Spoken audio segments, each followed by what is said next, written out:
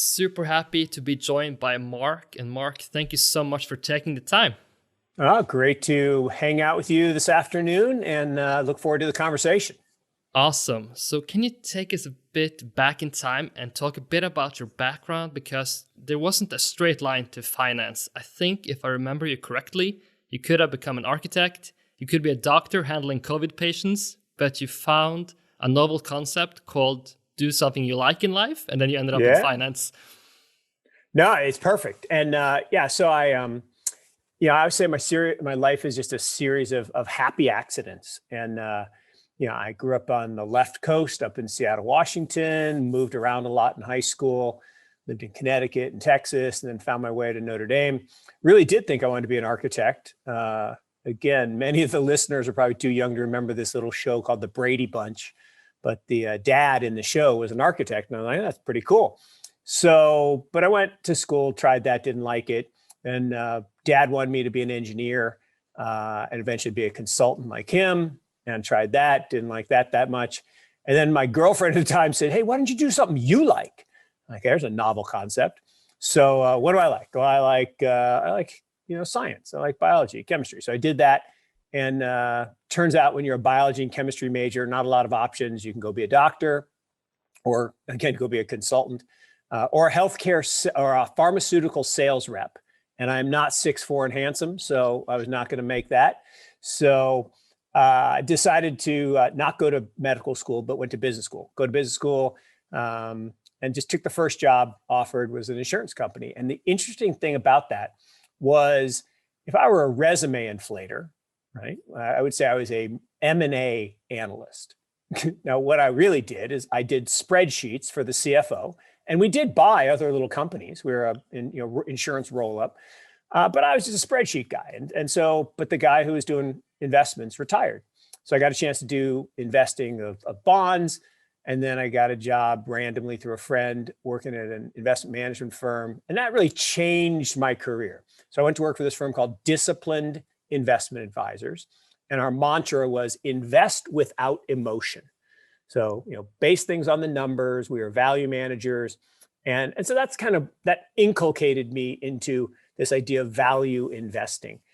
Did that, and then I got the call. So I got the call to go back to my alma mater at Notre Dame, did that.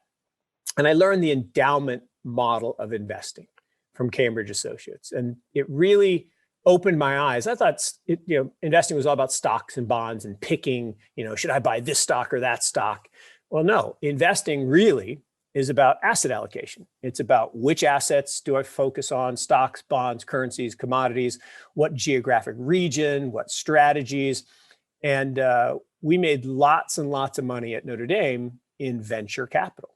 And that's where I had my aha moment. It was back in 96, and we had invested in this little company called Sequoia, which was a venture capital fund. And they invested in this little company called Google.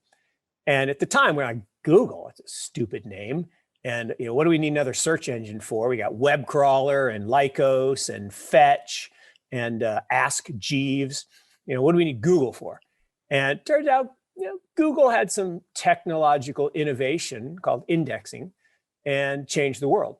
And so, we invested $500,000 in that little company, and it turned into $200 million. I'm like, ooh, that's pretty cool. So then I became hooked on this idea of invest in innovation as an asset class. Right? Really think of innovation, and particularly technological innovation, as an asset class. And so throughout my whole career since then, I've spent a lot of time in venture capital, a lot of time investing in tech companies. And, that's how you and I end up talking today is I ended up in the crypto world. Again, just a happy accident through a good friend, Dan Moorhead. And the reason I was late to our conversation, I was talking with Dan Moorhead, who is still a good friend and partner. So lots to talk about, lots to unpack, but I would say I don't do short well, Christopher. I talk too much. I give long answers, but that's the string. I mean, that's awesome. So I basically can just hit record and let Mark do the talking. But since the reason we're talking is because people listening to this podcast have heard your name before. We have to go back to 1.5 years being in New York, talking with Pomp. And I basically asked him, what have you learned from Mark? And it was so much to unpack, but he said that Mark said to me that the best press the winners harder than anyone else and get rid of the losers faster than anyone else. But before we go into your investment principles, can't you just also maybe, since Pomp been on the podcast, can you tell me a bit about what have you learned from him as well? Fantastic. So I'll give the backstory of how we got together, because it's part and parcel of kind of what I've taken away from Pomp. And we're, again, close friends, good business partners. So it's interesting. I met Pomp just randomly through an investment, again, in innovation and technology. We do a series of special purpose vehicle investments in tech companies. So we've done, Facebook and Alibaba and a whole bunch of different companies. And we were early in ride sharing. So we did Uber, we did Lyft, we did Didi, we did Ola, we did Grab. And in the Lyft investment, Pomp and his partner Jason were doing an SPV, and we just met, 15 minutes, and we were trying to talk about how to structure it maybe together. And I thought he was a nice guy, but didn't really know him. But then I heard him on a podcast. I think podcasts are cool, and I heard him on a podcast, and I was like, wow. That's really, that's something I would say. Hey, that okay. So I'm like, okay, this guy. So I said, I'll follow him on Twitter. And literally it was like everything that he tweeted. Like, that's something I would say. Hey, that is something I say. I need to meet this guy. So I literally DM'd him and said, hey, let's, you're here in Raleigh. Let's get together for breakfast. And breakfast turned into 3 hours, turned into breakfast the next day, turned into basically spending, 10 hours a day with each other for the next week. And he said, all right, we got to work together. And so the first thing that I got from Pomp was this idea of just boundless enthusiasm, right? I mean, he is a very enthusiastic guy. And look, I'm an optimistic guy. I'm a hyperbolic personality. My wife says all the time, you can't say things like that. I'm like what? She says, you say things with such conviction. I said, what's wrong with that? She says, well, people will believe you. I'm like, well, that's kind of the idea. And she says, but what if you're wrong? Because I'm wrong all the time. I'll change my mind. We'll do something else. But so boundless enthusiasm, one thing I really took away from Pomp. And that is the one thing I love. It's people like yourself, enthusiastic young people. I'm old, right? I mean, I've been around a long time. I got white hair. But man, the last 3 years since that breakfast with Pomp, and I have gone headlong down the crypto rabbit hole. I'm having more fun than I've had in my career. I'm hanging out with, the crypto kids, black t-shirts, although I don't have a black t-shirt on today, but I got a black shirt on. But it's so great to be around young, enthusiastic, really smart, passionate people. So that's one thing.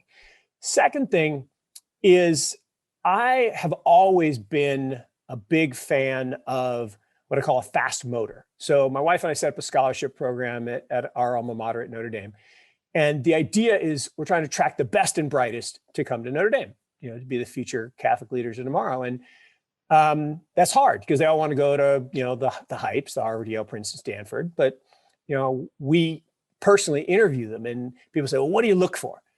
Fast motor, right? I want people who think fast, who do fast, who really want to engage in things. And Pomp is one of the fastest motors I have ever encountered. I mean, he's always on, and that's cool. I would say one other thing that Pomp really helped me with is, I, believe it or not, I'm a pretty conservative guy. And people say, you're not conservative at all. You do all these crazy things. You're in Bitcoin and you're in crypto and you're doing this SPAC ETF. And I'm like, yeah, but I do them with a very measured approach and kind of deliberate. And I like to manage risk. And so the thing about any investment, right, is we are paid, investors are paid to take intelligent risk, right? Our job is to seek volatile things, not to shy away from them, right? If I want to minimize risk, I put all my money in cash and forget about it. But our job is to seek intelligent risks in which we're compensated. And the thing that I have taken from Pomp, and I always knew this, and I always thought about it and always acted on it, but I never really crystallized it the way it's about asymmetry, focusing on asymmetry. And again, I'd always done that in the back of my mind is, more upside to downside. But he really helped me crystallize this thought, particularly when it comes to crypto and Bitcoin in particular, is the asymmetry of the upside. I mean, my favorite quote, right, from Satoshi-san, whoever he, she, they happen to be, maybe you should just get some in case it catches on. And that's a great line, right? Because the upside at that time, when it was basically pennies, was unlimited, and the downside was nothing, right? You're risking a very small amount of capital for a big upside. So even today, I think the upside downside ratio of Bitcoin is extraordinary. I agree. I mean, there's so much to unpack there, but I want to spend a little bit time talking about partnerships, because you co-invested a lot. You did so much different stuff over the years, and I was listening into Steve Kerr, the head coach of Golden State, did like this session at Berkeley talking about culture and leadership, etc. And he also has this dilemma that you also have. You have this very skillful person, maybe doesn't have the best values, and the other way around. You find a guy, right type of values, you can connect with him, but not as skillful as the other one. How have you balanced those traits? Because you meet so many brilliant people, but I mean, it's also dangerous if you don't find people with the right values, right? No, Chris Rash, I was talking about this exact thing this morning with a good friend who's actually another podcast host, and I won't use the vernacular I actually call it, but let's just say I call it the no jerk rule. I have a different word that I use, but. Yeah, and I've only violated it twice in my life, and both times it cost me money and pain and suffering. So I'll never do it again. And you're right, I am blessed, right? I get paid to talk to the smartest people in the world about investing. Right, that's my job, right? Go out and find us managers in stocks, in bonds, in hedge funds, in private equity, in venture capital, and build portfolios for our clients. And I've talked to Nobel laureates. I've had dinner with Harry Markowitz. I've talked to Myron Scholes. I've hung out with Cliff Asness, who's one of the smartest people on the planet, another former Chicago guy, and all these people. And the reality is, there are a lot of smart people, but a smart person with bad values is dangerous, and it will cost you money every time. And I said I've learned it the hard way a couple times, and that's the problem with investing. You don't get to learn from other people's mistakes. You got to feel the pain in your gut yourself. And so you got to make the mistakes, and then you do learn. So values, character are the most crucial thing. And back to my scholarship thing, right? We look for four things, right? We look for intellect, not intelligence, right? I don't want someone who scored a perfect grade on the SAT. I want someone who's intellectually curious, who has a fast motor, who really wants to dig deep into ideas. And when you have a conversation, you seek people with opposite opinions so you can find truth, not to convince the person of your view, but to seek truth. Then we're looking for character. And character there's a bright line, right? There's right and wrong. And people who have good character. And one of my favorite stories about that is they say character is what you do when you think no one's looking. And there's this great story. So we had this young man, and he was interviewing, and he was awesome. In person, in the interview process, he was awesome. I mean, everybody loved him. But someone saw him basically dressing down a maid, basically yelling at her because his bed wasn't done the right way at the hotel. And I said, out, done, right? If you treat people that you don't think can help you poorly, I got no time for you. And that character is a big thing. The third thing we look for is a commitment to what we say Catholic social teaching, which doesn't mean you have to be Catholic, but you have to believe in that you're put on this planet to give back, right? To make an impact. And that do you want to use your talents that are a gift of grace to help others? And so and then the fourth is leadership. And really leadership is about inspiring others to follow your vision. And that is something that is sadly lacking in our world today, is true leadership. Look around the world, not a lot of great leaders. The bygone days of people like John F. Kennedy and others are really absent today. And we really need that leadership. You do see it in certain sectors. There are some tech leaders who I think are extraordinary. You talk about basketball. I mean, someone like a Phil Jackson, who's an extraordinary leader and is able to motivate. And Steve Kerr played for Phil and brings that same motivational strategy and style to others. So I do think those are the things. Again, long answer but it's such an important point that all day I will back character and honesty and integrity over intelligence and super creativity and all those things. I give you one example, one last example of that. So I've been blessed. I mean, truly blessed to have some great mentors in my life. And probably my biggest advice, I tweeted this out about a year ago, advice to my younger investing self.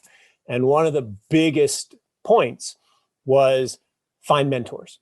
And I was dumb, right? I didn't find mentors until late in life, but I was lucky at 34 years old. I did get Julian Robertson, famous hedge fund manager, as a friend and mentor. And I just lucky.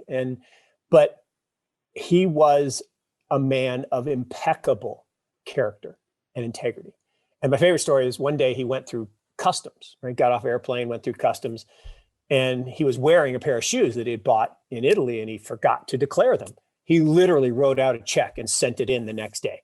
I mean, who does that, right? Most people lie about what's in their suitcase, let alone, oh, I forgot to report this, so I'll send them money.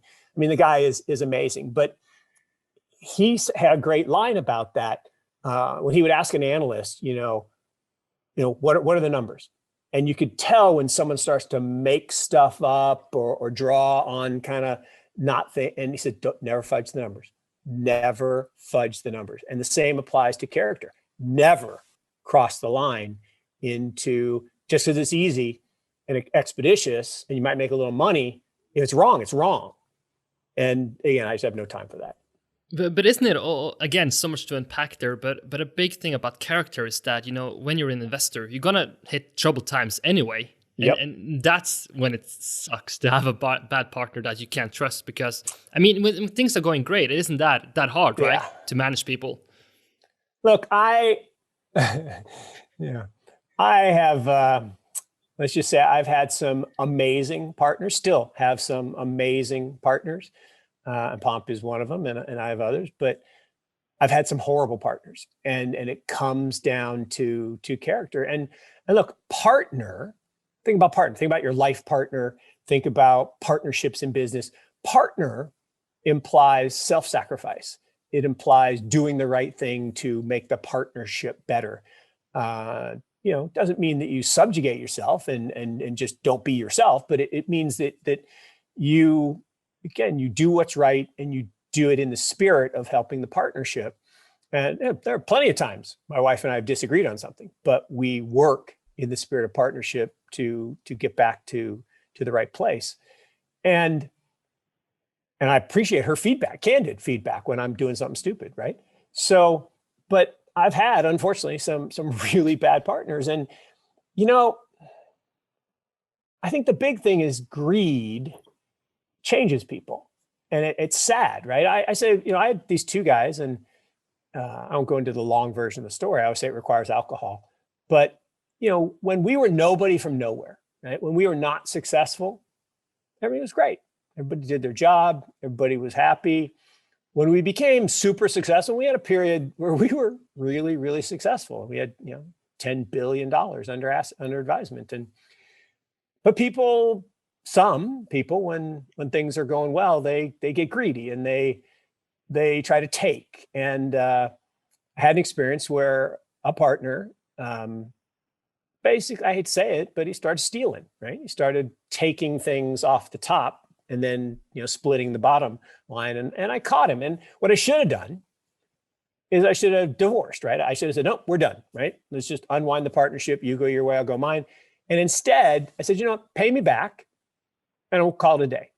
No lawsuits. And that was wrong. That was dumb. Because if they cheat you once, they'll cheat you again. I would say it's like, that's why I love playing golf. I'm not a good golfer. I don't play a lot of golf, but playing golf with someone, you learn a lot, right? Someone always improves their lie.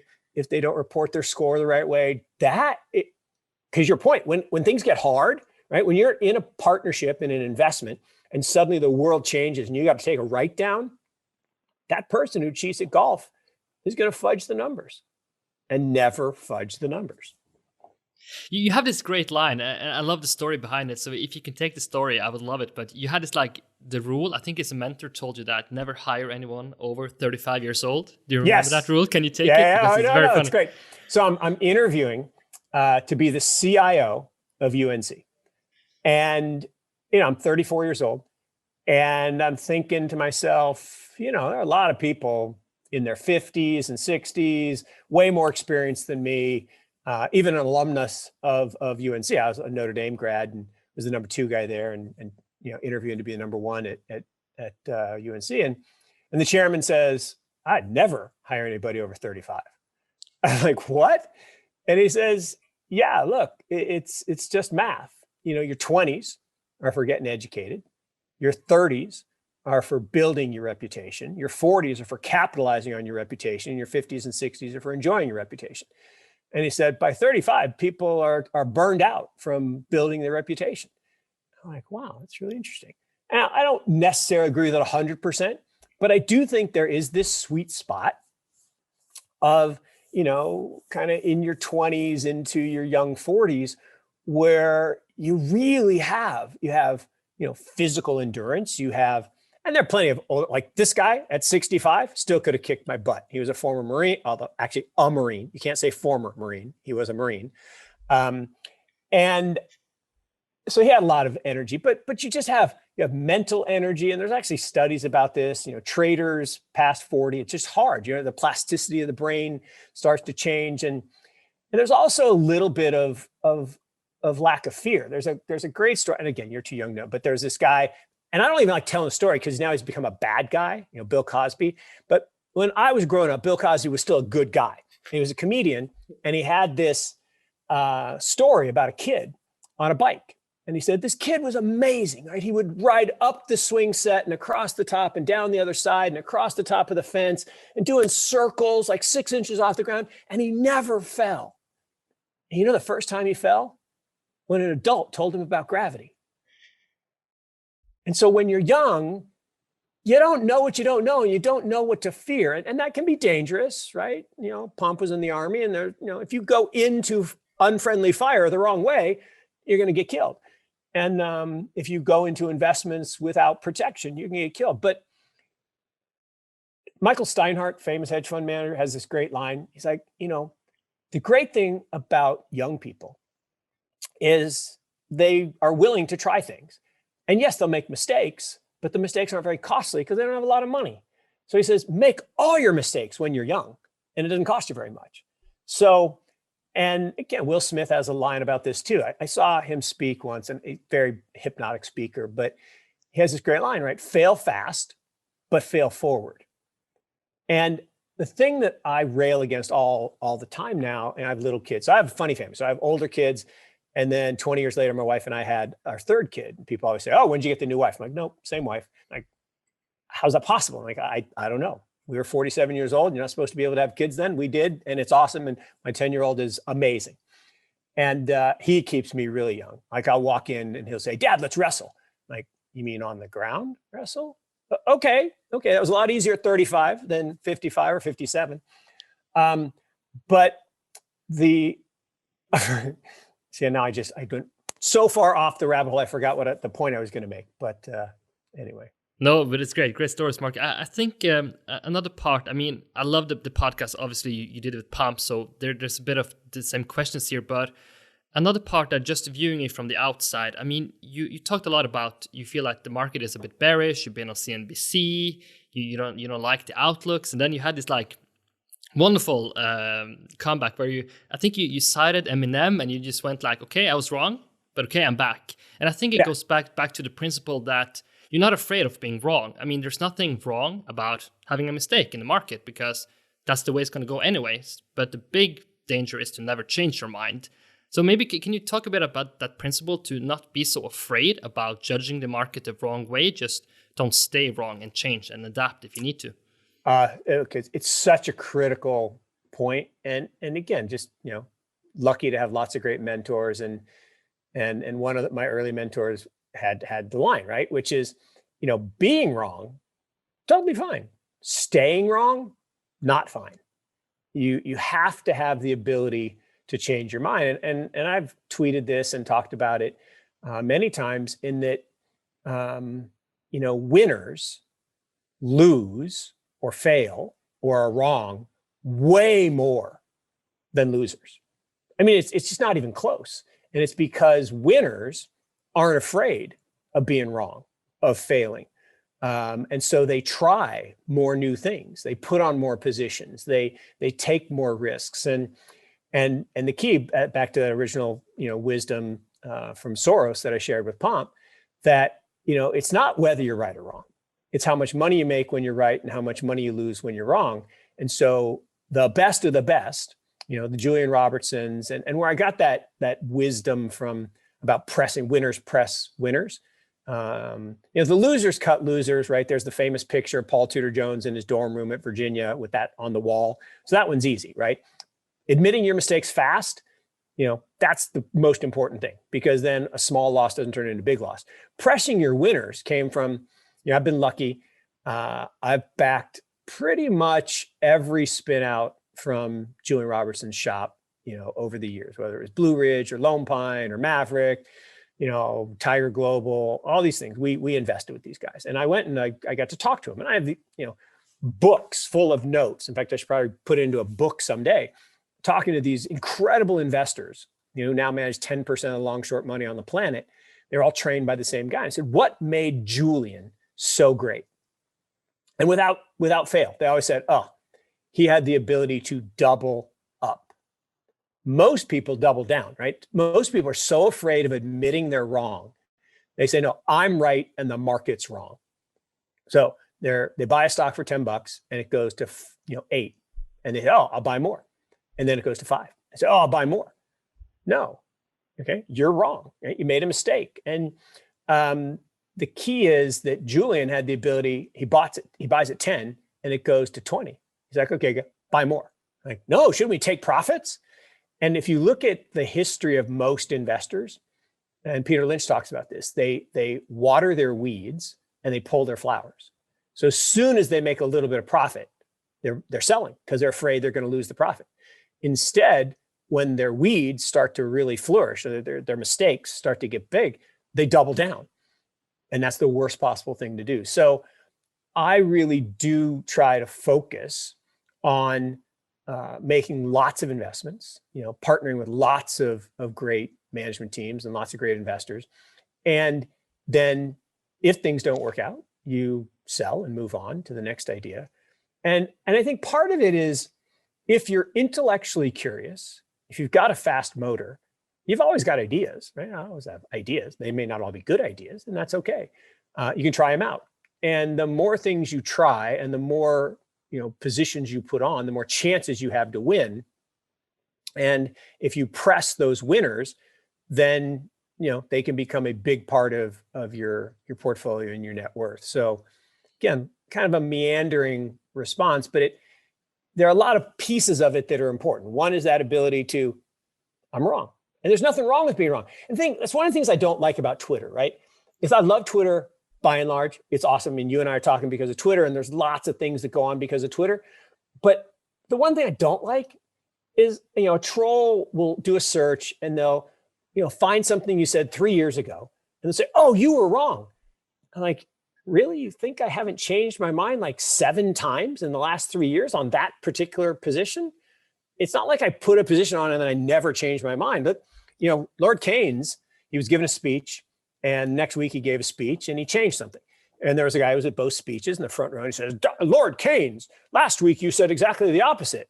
And he says, sir, when the facts change, I change my mind. What do you do? Of course, right? If new information comes along or the world changes, you have to be able to change your mind and not be so wed to being right. And one of my other favorite lines, there's a great hedge fund guy that we've worked with for many, many years. And he had really unique background in that his family owned a cable TV business, and he kind of came up through there. Then he went to business school, and then he said, I don't want to work in the family business anymore. I want to be a hedge fund manager. And he's very successful, multi-billion-dollar fund, and he has this poster as you walk in their office, and it says, with every investment, we get a little richer or a little wiser, never both. And it's such genius, because when you make an investment and it goes up, you learn nothing, because you don't analyze it. You just say, oh, look how smart I am. Oh, so this game's so easy. But when it goes down, now you're focusing. What did I do wrong? You analyze it, and you actually learn from it. So I think that's critically important, is to be able to admit you're wrong, to not let small losses turn into big losses, and learn from it. And one last pithy statement, because I'm actually staring at the book behind you on the shelf, which is Coach Smith, who was the famous basketball coach at UNC, has this great line, Ralph, right? When you make a mistake, you need to recognize it, admit it, learn from it, and then the most important thing, forget it. Because most people agonize over their losses or agonize over their mistakes. No, you need to forget. And I hate to quote Coach K after Coach Smith, because I'm a Carolina guy, but Coach K, I got to spend a couple hours with him one time, and it was awesome.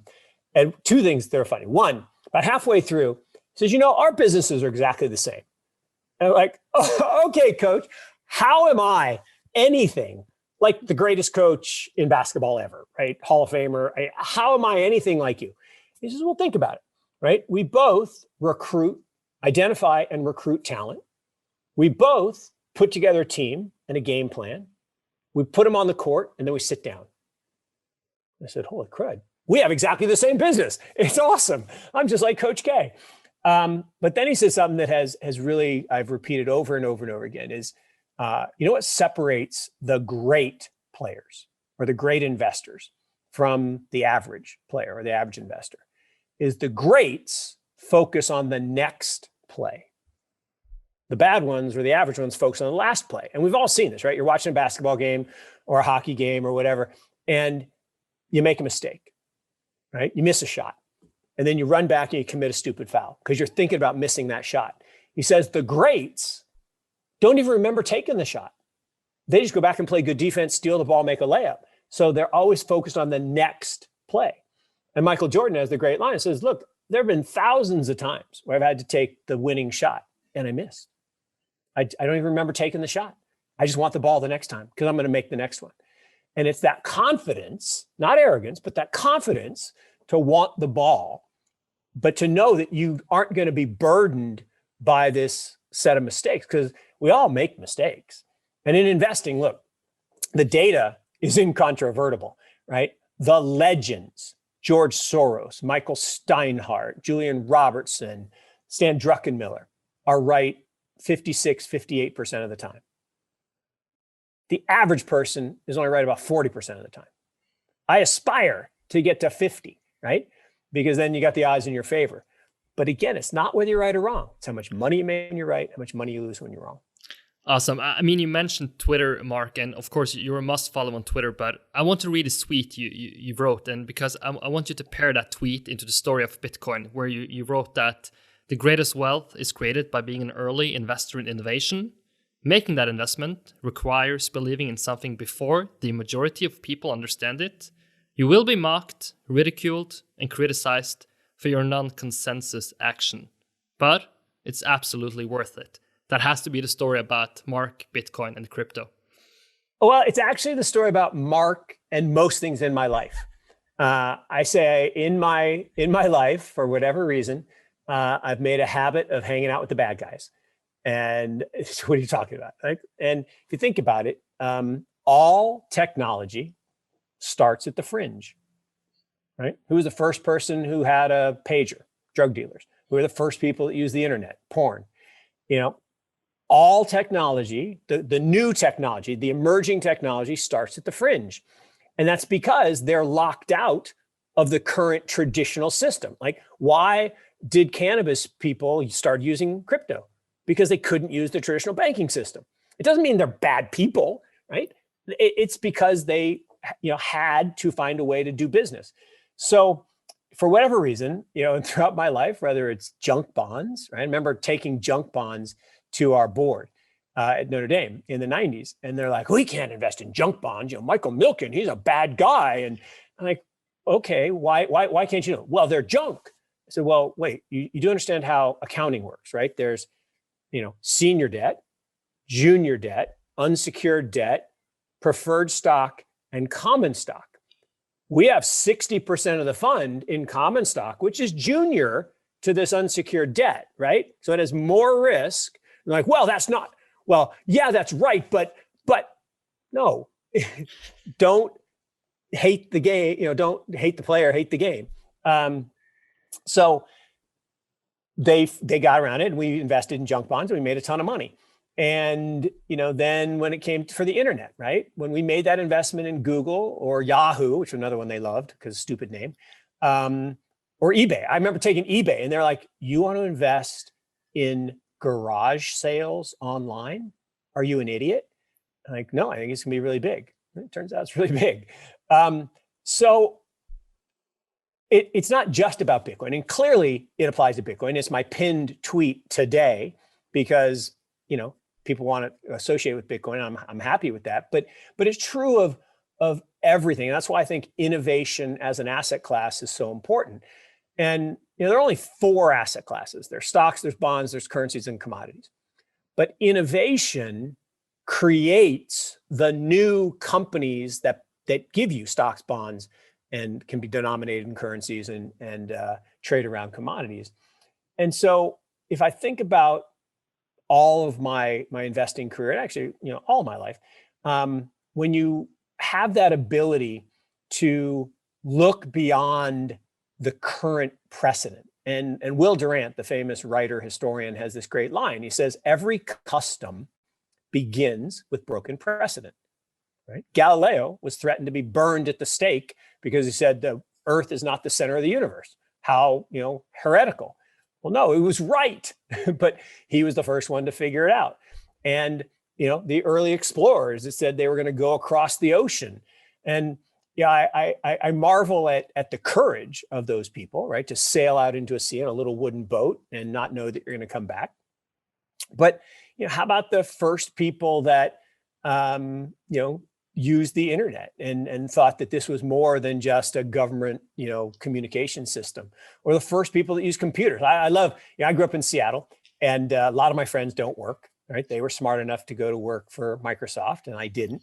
And if you've ever seen the picture of the original Microsoft 7, you'd forgive me. They were a little ragtag looking group. I mean, Bill Gates' glasses were like this big. He looked like he was 12 years old. But that was a dumb decision, but I made it. But Steve Ballmer's mom famously said, honey, why would you go to work for that company? No one would ever want a computer in their house. He has 18 billion reasons he was right, mom was wrong. And so you have to break precedent. You have to say, no, people will have a computer in their house. No, people will carry around a supercomputer. This little thing right here is 100 times more powerful than the first computer I bought from Michael Dell from his dorm room at University of Texas. He started this company, PCs Limited. He assembled computers in a dorm room. He sold them to people like me who bought them because he got rated the editor's choice in PC Magazine, which I didn't find out until 10 years later. He paid PC Magazine to get the editor's choice. Genius. I mean, the guy is a business genius. Maybe not a tech genius, but certainly a business genius. He might be a tech genius too, but I don't know. It's like people say, Bill Gates, he's a tech genius. No, he's the most ruthless businessman since John D. Rockefeller. He just tore people's hearts out in negotiations, and he's really, really good businessman, great marketer. He may be a tech genius, I don't know. But I think the other guys were tech geniuses at Lakeside. Another aspect I want to touch on, Mark, just because we talk about innovation as an asset class, and I think, we have, of course, many listeners from Norway, but the kind of interesting thing about Norway is that we have this big fund, right? $1 trillion, the Norwegian oil fund, and it's basically a passively indexed fund, right? Try to stay safe. But then I would like you to tell me a bit about demographics, growth, and maybe use Singapore as an example as well, because in the financial markets going forward, it seems like Singapore has a bit more advantageous model than Norway that is more passive, relying on, the stocks basically to do the job. So how do you view that more safe model? And if you compare that to Singapore, which has basically been much more into innovation, trying to fund venture capital, etc. Look, it's a great insight. And look, Norway is wonderfully blessed to have this huge asset created by the oil wealth, and that's wonderful. But again, playing not to lose, or in U.S. football terms, playing the prevent defense, what it does, it prevents you from winning. And so many times you see people try to protect something so much that they end up losing it. It's, they're squeezing so tight it slips through their fingers.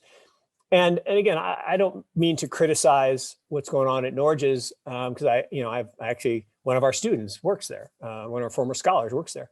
And so I have nothing negative to say, other than your point is really well taken, in that if you think about any portfolio, right, it should be broadly diversified. And when you're huge, like Norges or Temasek and Government of Singapore, some of the California state pensions, you have to have a big chunk of your portfolio in traditional stuff, right? It just, you're so big, there's only so many things you can own.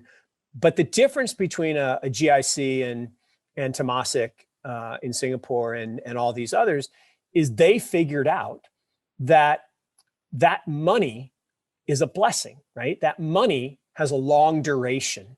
It's not going to be spent tomorrow. And therefore, the longer your duration, the more risk you should take, risk being measured by volatility. And what you want is to seek volatility, right? Markowitz won the Nobel Prize for this, right? When you take assets that are volatile and you add them to other assets that are less volatile but uncorrelated, you reduce the volatility of the portfolio and you increase the long-term compound return. And so we know for a fact that the best long-term performance comes from the illiquidity premium, right? The premium you're paid to accept other people's liquidity preference. All of us, right? Everyone listening to this, we have a finite life. Unfortunately, working on biotech to fix that, but right now we all have a finite life. So we're going to spend our money in our lifetime, or we're going to leave it to our heirs or whatever. But we have needs for cash flow. Well, long duration funds like sovereign wealth funds, big pension funds, endowments, foundations, they have a longer duration. They live, in some cases, live forever. And so they should take advantage, right? There's only 4 ways you can make money in the whole world. You can take credit risk, you can take equity risk, you can take illiquidity risk, or you can use leverage. Those are the only 4 ways. And that's it. So if you think about a big sovereign wealth fund putting most of their capital in traditional assets that are getting credit risk and the equity risk premium, that's fine, but they're leaving on the table this opportunity for illiquidity premium. And that illiquidity premium, particularly in venture capital, right, which is where innovation occurs, can be monstrous. And so what GIC and Temasek have done is they said, okay, we're going to have our core portfolio, but then we're going to have a big allocation to this investing in these companies of the future and this innovation. And what it does is it makes your wealth work harder. And that's the one thing I would say a lot of these big pension funds are missing. They're missing an incredible opportunity. Like I always say, I could solve the U.S. deficit problem. And people say, well, what are you talking about? I said it's simple, right? Instead of running our Social Security system like a pay-as-you-go system, right? So my taxes go to pay my mom's retirement.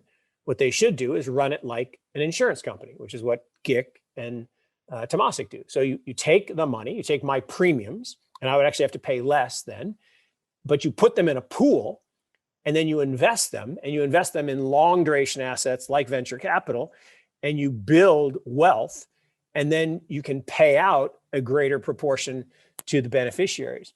And it's a pretty simple concept. It's been done for hundreds of years by lots of successful businesses. But unfortunately, to your point, a lot of the big sovereign wealths and pensions just haven't been able to embrace it. And I think it's because there's a great article written by Barton Biggs in the 90s when he was at Morgan Stanley. He's passed now, God rest his soul. But he wrote Group Stink. And it's 2 pages. And it's the best 2 pages ever on why groups make bad decisions. So you think about a Norge pension board or a CalPERS pension board or a UNC, where I was, pension board or a endowment board. They will, by definition, make bad decisions because, Buffett was right. An investment committee should be an odd number and 3 is too many. So individuals will always make better decisions. Why? But, we don't have a big group here, but if we had a big group on this podcast and I said, all right, what's the best restaurant in, Norway? I would get McDonald's. Like, how can I get McDonald's? Well, it's because if I ask any one person, you would give me a great restaurant. Someone else would give me a great restaurant, another person. But when you're in a group, you don't want to look stupid. So, well, I like Indian food, but they might not like Indian food. Or I like Greek food. They might not like Greek food. Or I like, traditional Norwegian food. They might. So, I'm going to go continental. Oh, well, continental. Well, they might not eat, McDonald's because it's easy. Everybody knows it. Like, no, I don't want to go to McDonald's. I want the best restaurant. And same thing's true in pensions. Is a group is never going to say, I think we should take more risk, not less. Well, no, we're not taking more risk. We're taking more targeted risks in assets that have upside. And back to my pinned tweet, right? The greatest wealth is created by investing in something that you believe in before others understand. That means embedded in the upside is all of the underappreciated or misunderstood gain, right? If you invest, I would say, if you invest in something and you feel really good about it, you're going to lose money because it's already in the price. Because herd behavior, it's really easy to buy Apple now. It was really hard to buy Apple 20 years ago. It's easy to buy Amazon now. Really hard to buy it 20 years ago when it was a little plastic desk and Jeff with his, he didn't look like the Hulk Terminator like he does now with the hot girlfriend. But it was really hard to invest. And here's the crazy thing. I always say Amazon is very much like Bitcoin. So people say, oh, Bitcoin is too volatile. I'm like, oh, really? Okay. So despite all that volatility, it's gone from 0.004 cents to 37,000 as we speak right now, 37,000. But it's volatile. Oh, okay. So when was the good time to sell? Okay, how about this? Amazon, in the 20 years as a public company, has had a double-digit drawdown every year, including this year. And the average is 31%, twice more than 90%. When was a good time to sell Amazon? That would be never. Who owned it since the IPO to today? Jeff and his mom and dad. And now his ex-wife has them. But that's it. That's it. No one else could handle the volatility, even though it's a great company, a great idea, because people couldn't comprehend what Jeff was envisioning about the future. It wasn't just about selling books or about selling music. It was about selling everything. I always tell people all the time, Amazon and Bitcoin are exactly the same. They're not companies, they're networks. What does Amazon do? They don't make anything. They connect buyers and sellers. That's all they do. And they take a cut. What is Bitcoin, right? It is the fuel for the internet of value. It is the base layer protocol for money over internet protocol. Maybe the greatest invention I'll see in my lifetime. I hope to live a long time, biotech and all, but it could be, and I believe this, the greatest wealth creator in my lifetime, which is awesome. And I got a ringside seat because I ran into Dan Moorhead, who 7 years ago, look, telling a story on myself, not as smart as I think I am. So 7 years ago, Dan says, hey, come to San Francisco, let's talk. He says, I'm shutting down my hedge fund. I'm gonna start 2 funds, one to do Bitcoin, one to do blockchain infrastructure. I'm like, oh, infrastructure, picks and shovels. I'm in, love it. Bitcoin, I would say, look, I was not running drugs on Silk Road. I was not a cryptography student. Didn't get it. Bad mistake. Bitcoin fund, best performing hedge fund in the history of hedge funds. It's up about 250%. Not 250, 250 times. 250 times. Now I made 11 times my money in Dan's first fund. I'm not complaining.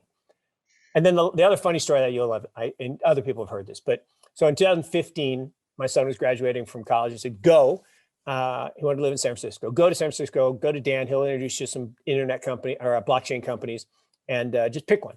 So he looked at Coinbase and Zappo and BitPesa, and like, Dad, I don't know. It might be a big thing, but I'm just going to go with KPMG. It's safe, gets me to San Francisco. And so we got a chuckle over last Thanksgiving. He's like, okay, fine, Dad, you were right, but you're not as smart as you think you are. I'm like, oh, do tell. He's like, well, you didn't lever up the house and put it all in Bitcoin. I'm like, good point. Okay. And he got the last laugh because now he works for Snowflake, and that's done okay. So I mean, that's awesome. Another part, just a couple of topics left here, Mark, but you talked about the demographics and how important that is, because we usually, when we have stories about growth, we talk about the interest rates, etc. But from your perspective, it's going negative. We'll probably stay negative. So why are we missing the demographic piece? Because I don't see that as much in the news as the interest rates. Demographics is destiny. And again, you're such insightful questions. The thing I love best about doing any podcast is when the host has done great homework and research and asked great questions. So this is fantastic. But look, demographics is destiny. There's no way out, right? 25 to 45-year-old people are not productive, right? And they cause inflation. So when you have a lot of 25-year-olds in an economy, take India today, you have high inflation.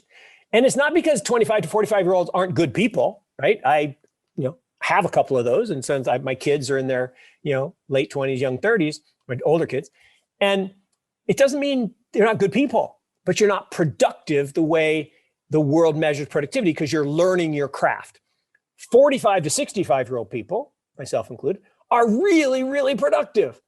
Again, not because we're smarter or better or more handsome. It's because we've learned our craft and we're able to leverage, right? Remember that 20s for getting educated, 30s for building your reputation, 40s for capitalizing on it, 50s and 60s for enjoying. It's in those 40s and 50s where you're really blowing and going. And so that's fantastic. 65 to 85-year-old people, not productive. Perfectly nice people, and they don't spend a lot.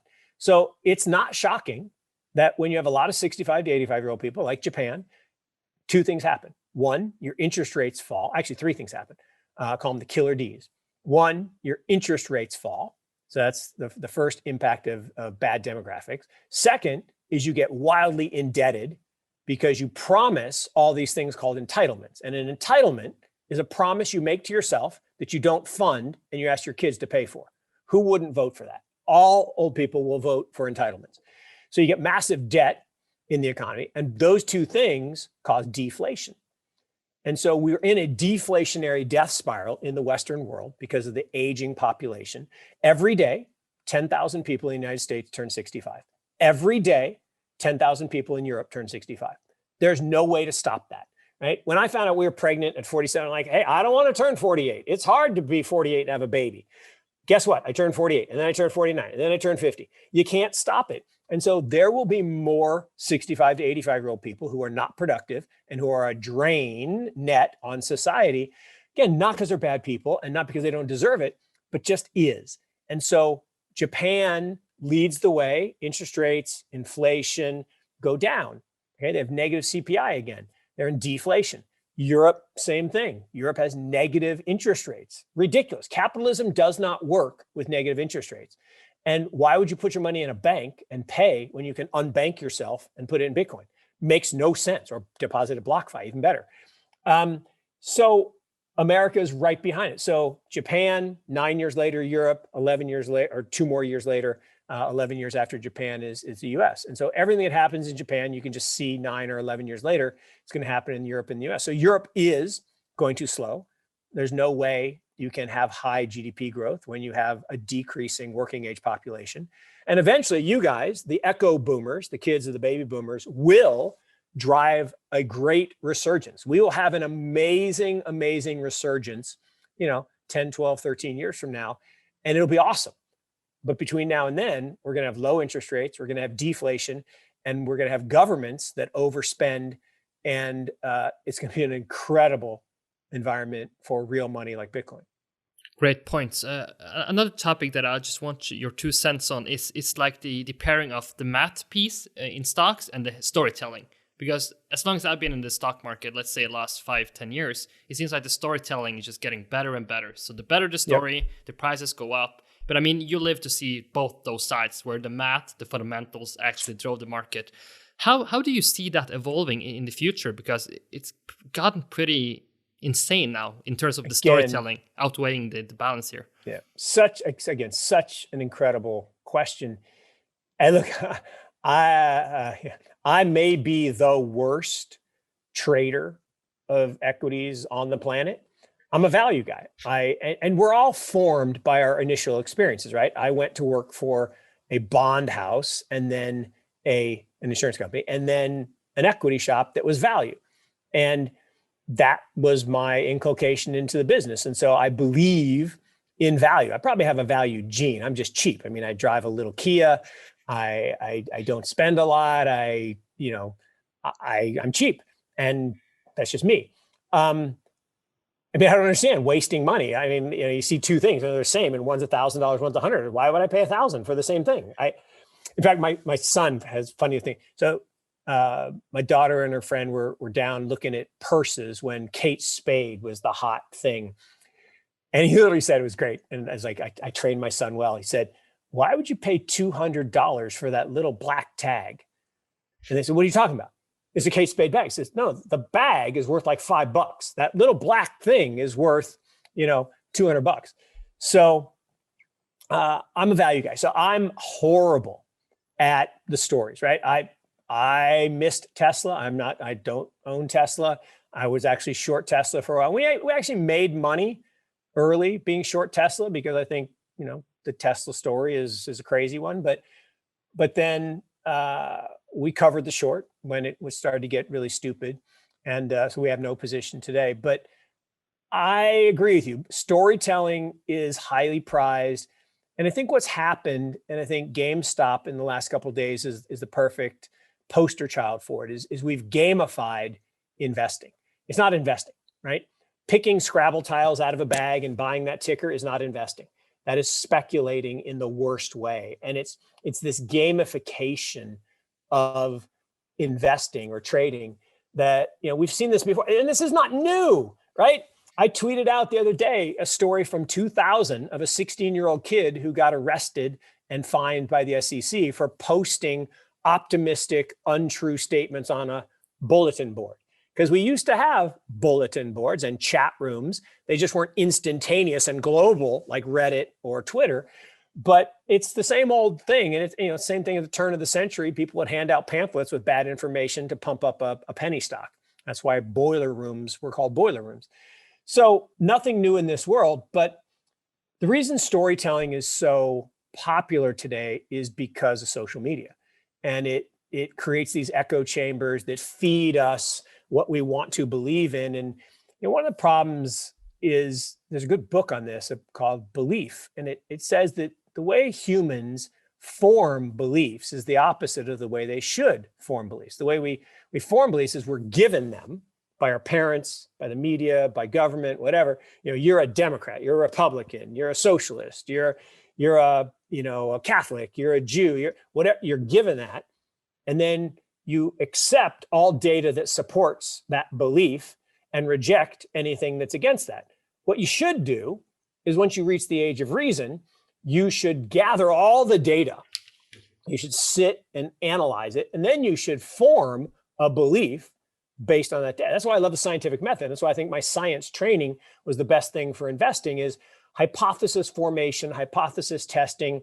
You're wrong a lot. The experiment doesn't work. And then you have to form a new experiment. And that's the same thing in investing. And I think we've glamorized these stories to the point now where people will buy things without doing the math, right? We've suspended belief. I got in a debate with some guys at a class. I was doing a guest lecture.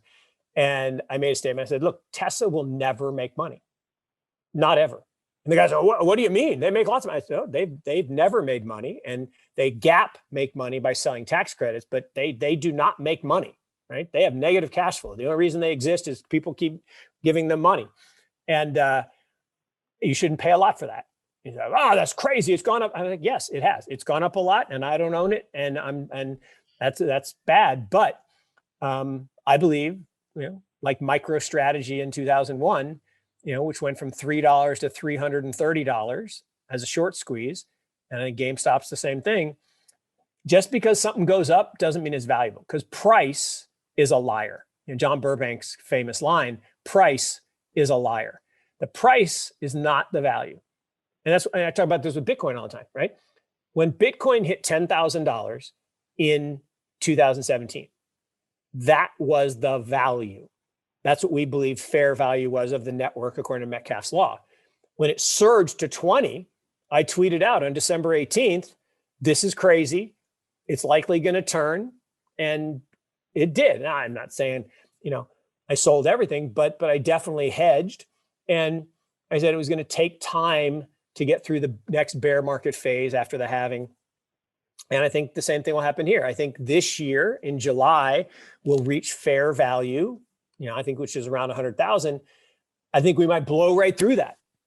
But then price will be a liar and it won't be a good buy. So if you follow the Metcalfe's law parabola, that's the value, and that's what you should seek. And I think investors should always seek to buy value, buy things when they're undervalued.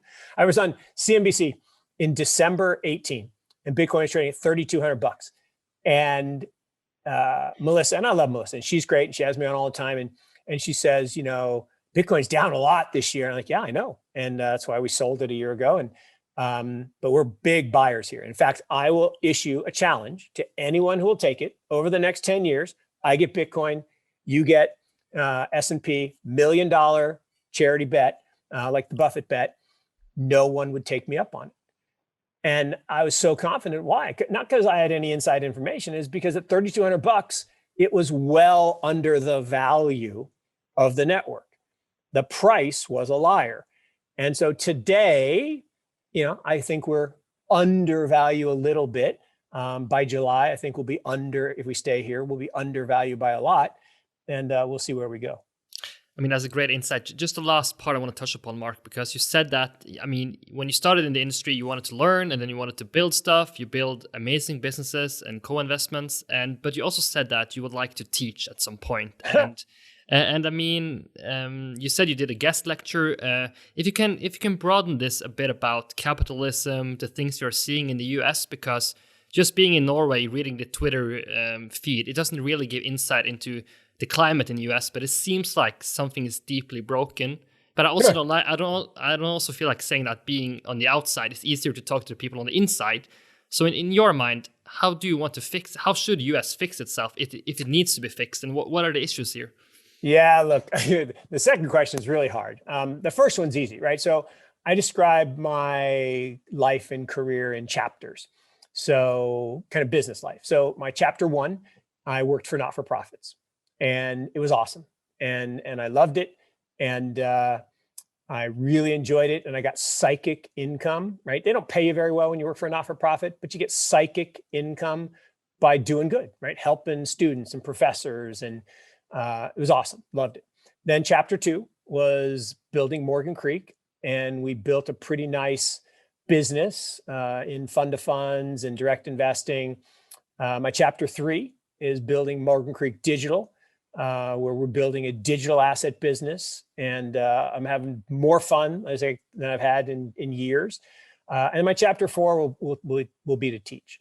And I like to teach. I've taught classes. I created something called the AIM class, the Applied Investment Management class, both at Notre Dame and at UNC. That was the class I was guest lecturing the other night at UNC.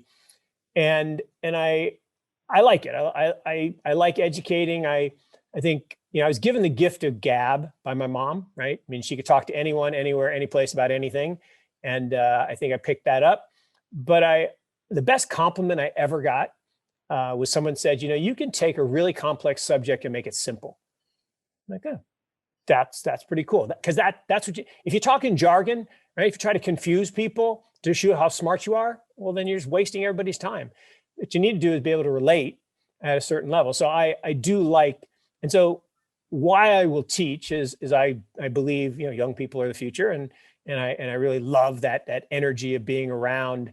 And my time on campuses when I worked at the endowments was great, because every year a new crop of bright-eyed freshmen come in and they're just awesome. They have all this youthful enthusiasm. And so I'll do that. But, on the question of how do you fix America, boy, oh boy, where do you start? Look, we have a bunch of big challenges that are relatively difficult to address. I mean, one, we have a government that has grown into a behemoth that doesn't fulfill its original role, right? The original role of government, it was a voluntary organization. You spent 2 years, then you went back to your family farm, and you served. It was service. It was like mandatory military service in Israel, right? It was service. Now it's a profession, right? People are professional politicians, and that means if it costs $100 million to become a senator, right? Who has $100 million? Not a lot of people. Meg Whitman did, but she lost. But she spent $100 million, and most people don't have that. So what do you have to do? You have to raise it, and if you raise it, then you owe people. And so I think what happens is you have the cronyism, and crony capitalism has replaced pure capitalism. So capitalism is not broken. Capitalism is the best form of economic theory on the planet. It's better than everything else. It's better than socialism, better than communism, better than Marxism. Capitalism works, but crony capitalism is bad. And so that's the dictator playbook, right? The people at the top get all their friends around them. They concentrate the wealth. Look at Zimbabwe, look at Venezuela, look at every dictator on the planet. And we had an aspiring one here in the US until recently. And when you do that, right, when you pay people for favors, then the whole system starts to break down. So I think first thing we should do is have term limits and get the career politicians out on both sides. I don't care which side. I would say there aren't even really sides, right? There's no left, there's no right, there's no Republican, there's no Democrat. There's in and out. And when you're out, you do or say whatever it takes to get in. Remember, Trump was a lifelong Democrat who ran as a Republican. He was not really a Republican. He was like, whatever. I didn't even know what he was, but he just wanted to be in. And once he was in, he would do or say whatever it took to stay in. Thankfully, he's out. But there's no right, left. It's in and out. And I think we got to get some of the people out and bring some people in. Because the other part of the problem is the best of the best don't aspire to politics anymore. They don't have the John F. Kennedy-esque or Bobby Kennedy-esque kind of, I'm a really good, talented person. I will take time out of my life to serve. We have some of that. Some of the mayors in New York have been examples of that. Michael Bloomberg is a great example. But I think, attracting really good, talented people into political life would require some restructuring. The other problem we have is this inequality issue that you mentioned. Look, we have the greatest income and wealth inequality in the history of the world, and it's horrible. And it's because of the political system that we've created. So we've sowed the seeds of our own demise. And what happens is it all comes back to money. I hate to say it, and it goes back to the Fed. In 1913, we created, not we, some bankers created this vehicle based on from the Europeans, from the Rothschilds, from the 1600s, who created the first central bank. Central banks are bad. They're bad, right? Originally they existed to finance wars and make really powerful families even more powerful. Now they exist to enrich bankers. And by enriching bankers who then enrich the top 1%, you create this massive income and wealth inequality through inflation. Inflation is not a good thing. We should not aspire to inflation. We should aspire to stable prices. And over 1776 to 1913, a dollar, which we borrowed from Europe, was called the dollar in Holland. And we did the dollar in 1776. And from 1776 to 1913, a dollar was worth a dollar. It had some fluctuation around the two wars, but it was basically a dollar. Since 1913, we've turned it into a nickel. So we've eroded 95% of the purchasing power of the dollar. And it really exacerbated in 73 when we went off the gold standard. So now we have this problem in that monetary currencies, fiat currencies, are in decline. Cryptocurrencies are in ascension.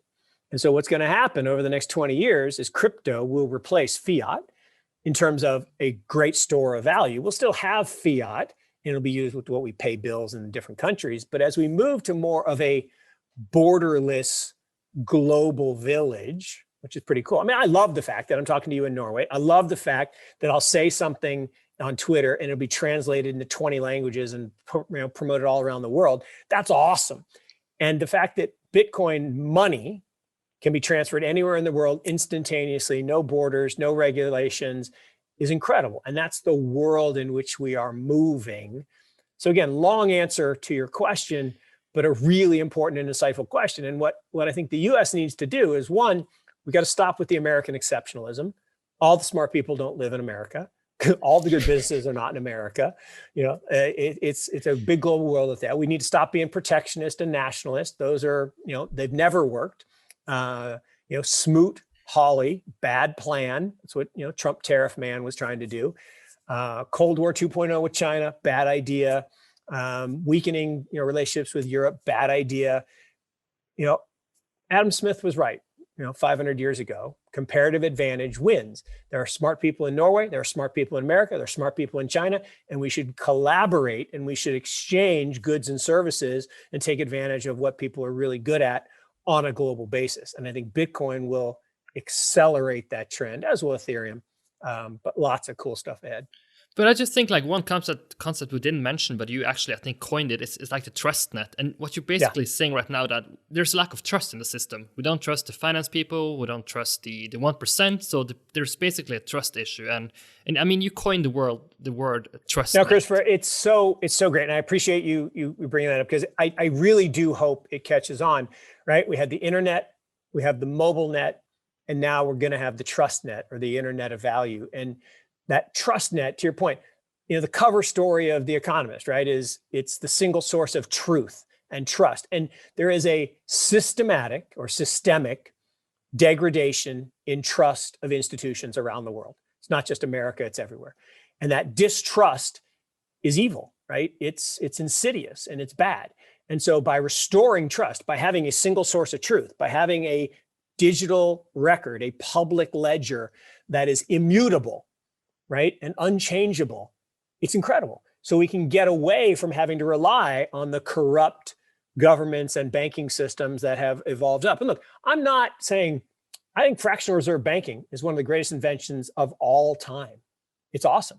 But the perversion of that through cronyism and crony capitalism and payola and lobbying is horrible. I mean, lobbying is just corruption. It's just a better term for corruption.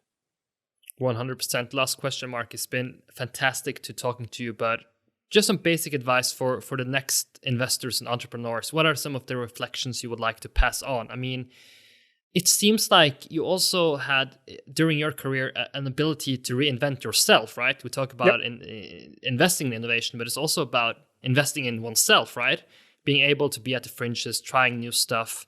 If you should distill some advices down, just to wrap it up and summarize, what are some of the key takeaways you can give to the next generation that wants to build stuff and create value? Yeah, so a really, really important question. And I appreciate the comment on kind of reinvention. And it's so important, right? It's back to the don't be afraid to fail. Try things that I say, life is better outside the comfort zone. If you stay in your comfort zone, it's pretty boring, right? Live outside the comfort zone, take risk. Don't be afraid of risk, seek risk. Now manage risk. I'm not saying be stupid, right? Don't, drive off a cliff, right? That's bad, right? Let's manage risk, but seek risk and seek opportunities where there's asymmetry, where there's more upside than downside, and manage. So, for me, I'll tell you the things that I did poorly that I wish I did better. First is networking. Right? Network. I didn't do networking when I was young. I should have, because it turns out the people that you network with when you're young, 20 years hence, some of them are pretty important. Some become presidents or corporate leaders or, influencers. And so having friends in high places is a really good thing. So network, and, take advantage of, go to trade association events and hang out in Twitter chat rooms and DM. The other one is gratitude, right? I tweeted about this the other day. When was the last time you sent a one-line thank you to someone who helped you, someone who believed in you, or someone who inspired you? And we all take it for granted that people want to help us. People want to inspire us, but thank them, right? Just be grateful. So another one is to find mentors really, really fast. And a mentor doesn't have to be somebody right? You don't have to hang out. You can actually read a book about someone you aspire to be like, and you can learn about them, and you can aspire to be like them. I have this hedge fund guy, young guy, Carolina guy, been great. He read 100 biographies of great investors. He said it made me a better investor. Of course it would. And that's fantastic. So, mentorship is really important. Read, and read books, right? Don't read news. I read almost no news. I don't read newspapers. I don't read magazines. I do read some news on Twitter, but I don't want to read news. I want to read ideas. I want to read books, and I also take time to have big conversations. I always ask people, okay, how many friends do you have on Facebook? Go, oh, I have 1,000. Like, no, you don't. No one has 1,000 friends. Okay. A friend is someone that you can have a 2-hour conversation with about a compelling or interesting topic. There aren't very many of those you have. Find those people and have those conversations. And importantly, seek people who have a different view than yours. Don't just seek, people who agree with you. Find people that you disagree with vehemently, and then have a conversation, have a dialogue and a discourse where you seek truth. Back to this whole idea of truth and trust. Don't try to convince the other person of your view. Discuss to seek truth. And that is a critical component. Another is invest in yourself, right? The greatest investment is always in yourself. So education, courses. And the great thing now is, you can take a class from the greatest teacher in the world on your screen, right? On your phone, on your computer, for free. I mean, you can find YouTube, videos, or you can find, TED Talks from people who are extraordinary. Like, the TED Talk on, now I'm blanking on the guy's name. Simon Sinek on the principle of why Apple won, and on the principle of why versus what. Changed my life. Absolutely changed my life in every way. I didn't have to meet Simon. I would love to meet Simon, but it changed my life because I watched his 11-minute TED Talk. I probably watched it 10 times actually. And so seek people who you admire. And the other one for me is ask. Right? You want to have lunch with somebody? Ask them. They might actually have lunch with you. You want to do a video chat with somebody? Ask them. They might actually do it. You and I are talking because you asked. And that's great. That's a great skill to have. Invest all the time. Like, have lots of investments.